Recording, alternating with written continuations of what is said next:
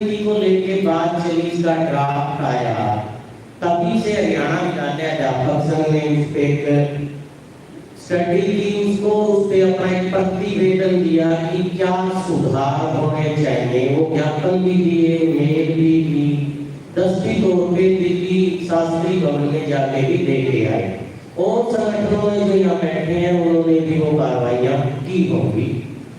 उसी ड्राफ्ट में से झलक गया था कि शिक्षा को बेचने का भी पूरा प्लान है, सेंट्रलिज्म का भी है और सांप्रदायिकता का भी है। उसमें जो शब्द थे कि भारतीय स्वाद आना चाहिए, तो वो समझा रहा था कुछ चीजें, और उसके अंदर जो चीजें आई थी जो हमें उसी दिन इंगित कर रही थी, जिसको लेकर डर था कि या तो ये स्थानीय समुदाय की जिम्मेदारी होगी, या एक्स स्टूडेंट्स की जिम्मेदारी होगी, या कानूनी सज्जनों की जिम्मेदारी होगी, या परोपकारी प्राइवेट संस्थाओं की जिम्मेदारी होगी। मतलब किसी की भी जिम्मेदारी होगी पर सरकार की नहीं होगी। उस दस्तावेज के सारे शब्द सुंदर हैं। एक इस लाइन को अगर हम समझें कि सरकार फंड नहीं देगी बस, तो सारी पहले लिखी हुई सुंदर सुंदर लाइनें बेईमान हो जाती है। वो हो ही नहीं सकती जब तक उसकी जिम्मेदारी सरकार ना ले और फंड ना दे। कितने दो शब्दों में उसको घुमाया गया था। इसीलिए उसी दिन से सचेतन कार्रवाइयां हरियाणा विद्यालय अध्यापक संघ करता रहा है। और जिस दिन शिक्षा नीति 29 जुलाई 2020 को इसका बिल पास हुआ, बड़े स्तर पे विरोध की कार्रवाई तो संसद में शुरू हो गई थी। लेफ्ट के 8 एमपी को तो निलंबित कर दिया था जब उन्होंने वहां विरोध किया। और ये शायद दुनिया के इतिहास में पहला एग्जाम्पल होगा जब उन्होंने संसद परिसर के अंदर आठों ने दिन रात को भी पड़ाव लाके विरोध किया था इसका। और उन 8 एमपी के निलंबन के विरोध में विपक्ष बाइकाट कर गया। ठीक कह रहे थे गोरी जी पहले सेशन में, बिना विपक्ष के, बिना बहस के, गैर लोकतांत्रिक तरीके की चंद पलों में पास की गई ये इतनी बड़ी शिक्षा नीति है जो दशकों तक अपना असर देगी। तो कोई चर्चा उस रूप में उस पे नहीं हुई किसी भी तरह की। और ये दो भी देखना पड़ेगा जब ये नीति आई थी, ये उन्हीं 3 काले कृषि कानूनों के साथ आई थी, उन्हीं 4 काली श्रम संहिताओं के साथ आई थी, जिसका इफेक्ट देख चुके हैं, किसान आंदोलन ने स्थापित भी किया है, वो वापिस भी हो चुके हैं। ये दोनों भी वापिस होने पड़ते हैं। इसको लेके जब इसका मांग पत्र बनाने की बात के लिए अध्यापक संघ ड्राफ्ट को लेके 4-5 जगह अलग अलग बैठा, ये लाइन गलत आ रही है, पहले पेज में आ रही है, दूसरे चैप्टर में, लास्ट में आके ये आया कि तो पूरी ही रद्द करने वाली है, इसमें संशोधन की गुंजाइश नहीं है। इसकी तो एक सिंगल लाइन भी ऐसी नहीं है जिसको विकास के लिए या आज की भारत की जरूरतों के लिए लागू किया जा सके। इसलिए इसको रद्द करने को लेके बेशक कोविड था, उस समय इंस्ट्रक्शन ठीक इकट्ठे नहीं हो रहा है, उस टाइम में भी उसी दिन जिस दिन लागू हुई 5 पदाधिकारियों ने ब्लॉक लेवल पे, जिला लेवल पे, डीसी के स्तर पे ज्ञापन लेके विरोध शुरू किया था। और वो सुबह के सत्र में कह रहे थे 5 स्टेटों ने इसको मना कर दिया है।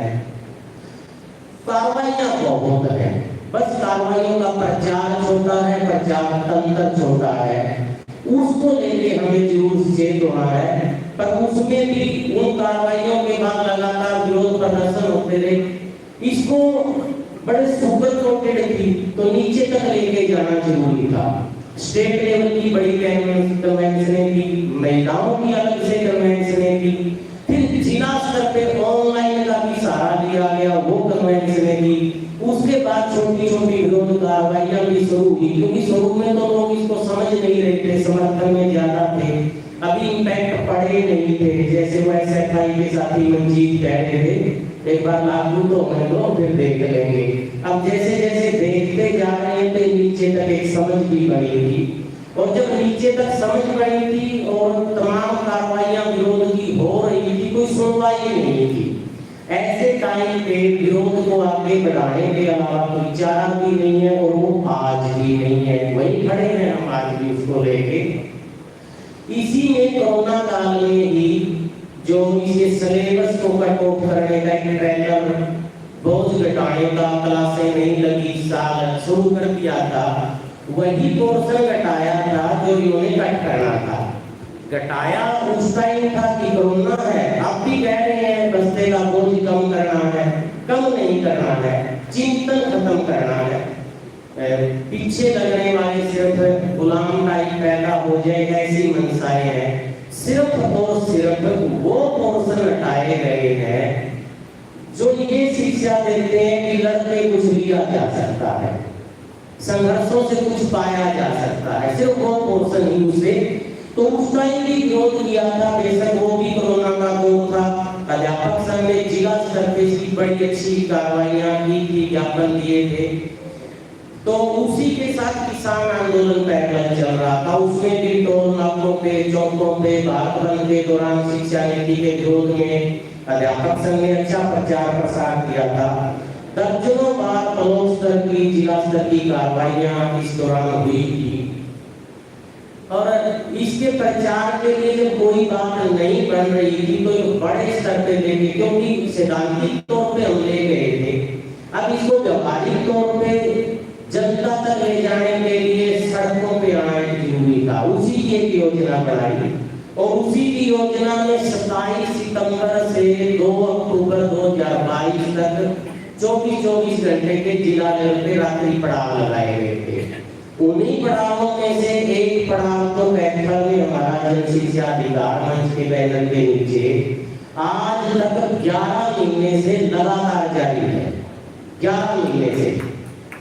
और उसमें तमाम विक्टिमाइजेशन की कार्रवाइयां भी सरकार ने की है कि शिक्षा नीति की पोल ना खोली जाए, उजागर ना की जाए। जो पहले सत्र के अध्यक्ष महावीर जी कह रहे थे कि 5 किलो पे गुजारा करने वाले 85 करोड़ लोग कहां जाए, उनको ये चीज समझ ना आ जाए। देश द्रोह के मुकदमे तक कैथल में लगे, इसको लेके निलंबन की कार्रवाइयां हुई। हालांकि कुछ कार्रवाइयां आंदोलनों से निपटी भी हैं, पर वो आंदोलन आज भी जारी है। आज उसको 11 महीने 1 दिन हो चुका है, कंटिन्यू है वो, उसको बढ़ाने की जरूरत है। इसी बीच में इसी को बढ़ाने के लिए 3 बार शिक्षा मंत्री के यहाँ बिल्कुल आमने सामने की पोजीशन में मास डेपुटेशन लेके जाया गया, 2,000 3,000 टीचर्स के साथ। और सीन क्या होता था कि 2,000 टीचर होते थे और 3,000 पुलिस, और हमें वहां गाड़ियों में शिक्षा मंत्री से मिलाने आतंकवादियों की तरह ले जाया जाता है, इतनी भारी फोर्स में से। और वहां जाके हम देखते हैं शिक्षा मंत्री मीटिंग रख देता है, बात करता है, अधिकारियों से भी बात होती है, बड़े लंबे डेलीगेशन के साथ 50-50 शिक्षा महकमे के अधिकारी, मंत्री, डायरेक्टर, पर सब शक्तिहीन है, ऐसा है, कोई कुछ नहीं कर सकता। जो कुछ करेंगे सीएम साहब करेंगे। मतलब केंद्रीयकरण की जो बात है कि शिक्षा मंत्री को कुछ नहीं पता, ना वो कुछ कर सकते, डायरेक्टरों को कुछ, एसीएस को कुछ नहीं, ना वो कुछ कर सकते। डायरेक्टरों के हाथ में कोई पावर नहीं है किसी भी तरह की। इवन के मतलब यहाँ किस रूप में कहें, एक डायरेक्टर हमें ये कहता है कि मेरी पावर इतनी भी नहीं है कि मैं नीचे वाली बिल्डिंग के मेरे ही ऑफिस के पीएम को ऊपर वाली बिल्डिंग पे पानी पिलाने के लिए बुला दूं। मतलब ये एक पोजीशन खड़ी है केंद्रीयकरण की, जिसका खतरे की जो हम बात कर रहे हैं बार बार। तो इस स्थिति में बातचीत हुई पर उसके रिजल्ट नहीं निकले, और जब रिजल्ट नहीं निकले तो आगे बढ़ने के सिवा अपने पास तो कोई चारा भी नहीं था किसी भी तरह का। झूठे नारे लट्टे लगा देते थे, कोई चिट्ठी पत्री आनी नहीं होती थी, क्योंकि ऊपर से तो डायरेक्शन केंद्रीयकरण के तहत सीएम की या सेंट्रल गवर्नमेंट की अलग है, उन पे तो किसी तरह की बात बदलने की होती नहीं है। फिर और आगे बढ़े गए, लाखों बच्चे बांटते हुए 5 जत्थे चलाए जो अलग अलग दिशाओं से हरियाणा में 7-7 दिन तक चले। उसने जनसभाएं भी की, स्कूलों में तमाम टीचर से मिले भी, और जींद में 29 दिसंबर को एक ऐतिहासिक रैली की जिसके आप सब लोग भागीदार रहे होंगे, जरूर नहीं तो आपने सुना होगा, एक प्रचार का हिस्सा बना। और हमें जितनी जानकारी है उससे ये भी लगता है कि ये शायद देश में शिक्षा नीति के विरोध की एक सबसे बड़ी कार्रवाई भी होगी। इसी रैली से आगे फिर उस रैली की घोषणा के अनुसार हमने 23 अप्रैल से आज लगातार 4.5 महीने से यमुनानगर में एक और कर्मी कमीशन डाला हुआ है, जिसको लेके फिर मार्जी जी कह रहे थे कि मेरे को तो पता ही नहीं है, 132 दिन से वो चल रहा है और वो अनिश्चितकालीन है, तो जब तक सुनवाई नहीं है ये चलता रहेगा। ब्लॉकों के प्रदर्शन की हुए छुट्टियों में हमने 68 गांवों में डोर टू डोर पर्चे भी बांटे, जनसभाएं भी की शिक्षा मंत्री के गृह क्षेत्र में। इसके बावजूद सुनवाई नहीं है। अब हम यहाँ खड़े हैं, कितना कुछ करके सुनवाई नहीं है, तो आगे ही बढ़ना एकमात्र रास्ता है। हरियाणा विद्यालय अध्यापक संघ एसडीएस से संबंधित है, तो एसडीएस की कालों के साथ रहेगा और 3 नवंबर को जो उनकी दिल्ली में काल है उसमें हम जाएंगे। एसडीएफआई की जो अभी काल आई थी जेएफएल की, उससे हम जुड़े हैं, जो इसी 13 तारीख को दिल्ली में, उसमें भी हरियाणा विद्यालय अध्यापक संघ बढ़ चढ़ के जाएगा। और किसानों का जो 26 से 28 नवंबर का दिल्ली में पड़ाव है उसका भी हम समर्थन करेंगे। पर आज जो ये जन अधिवेशन हो रहा है, इसके पास भी शायद कोई चारा नहीं आगे की कोई काम या वाणी लेने के सिवा, इसको भी लेना चाहिए। और हरियाणा विद्यालय अध्यापक संघ विश्वास दिलाता है जैसी भी ड्यूटियां लगाई जाए इसको जन जन तक लेके जाया जाएगा। 1 मिनट और लेना चाहूंगा साथियों, टाइम आना भी हो चुका है। क्या होगा विरोध कार्रवाई और इनका महत्व क्या है? पीछे ना अपने पहलवान बैठी थी दिल्ली, विनेश फोगाट और साक्षी मलिक का एक बयान था कि हमने तो सोचा था कि हम तो पीएम के परिवार के मेंबर हैं, जाके 2 दिन बैठेंगे, अपनी समस्या बताएंगे और इनको हटा देंगे, इसको समस्या हल हो जाएगी, हम अपने खेल में लग जाएंगे।